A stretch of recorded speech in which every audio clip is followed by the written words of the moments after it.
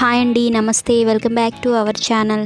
ఇవాల్టి మన recipe egg Maggi masala noodles. అయితే ఎప్పుడు ఒకేలా కాకుండా ఇలా ఒకసారి ఎగ్ యాడ్ చేసి మ్యాగీ నూడిల్స్ చేస్తే ఎలా ఉంటుందో ఒకసారి చూద్దాం.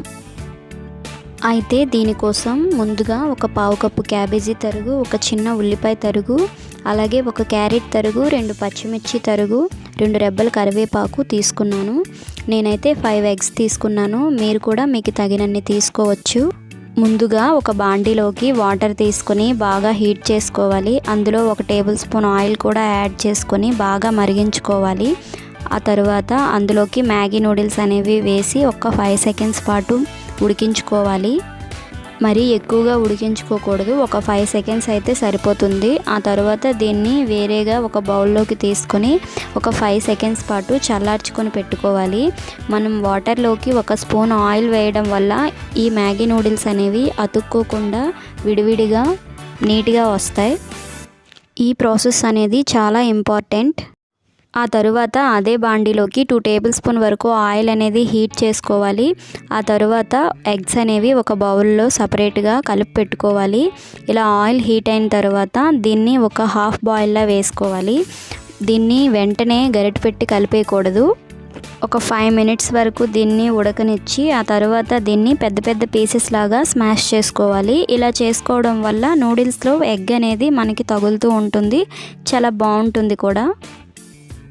అయితే ఇలా బ్రౌన్ కలర్ వచ్చేంత వరకు వేయించుకున్న తర్వాత దీన్ని సపరేట్గా ఒక బౌల్లోకి తీసుకొని పెట్టుకోవాలి. ఆ తర్వాత అదే బాండీలోకి ఇంకో 2 టేబుల్ స్పూన్ ఆయిల్ తీసుకోవాలి.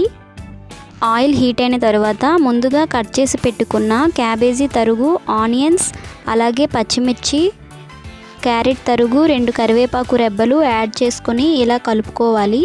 మరీ ఎక్కువగా వేయించుకోకూడదు, ఇలానే వేయించుకోవాలి.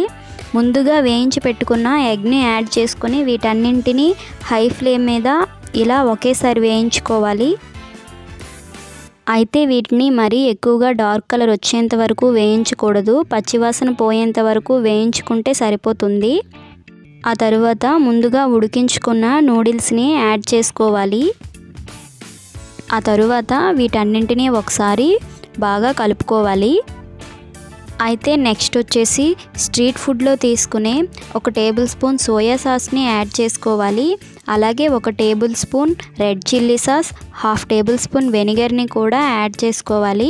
ఈ మూడింటిని బాగా కలుపుకోవాలి. మీకు ఇంకా స్పైసీగా కావాలనిపిస్తే వైట్ పెప్పర్ పౌడర్ని కూడా యాడ్ చేసుకోవచ్చు. ఆ తర్వాత వీటన్నింటినీ ఒకసారి ఇలా బాగా కలుపుకోవాలి.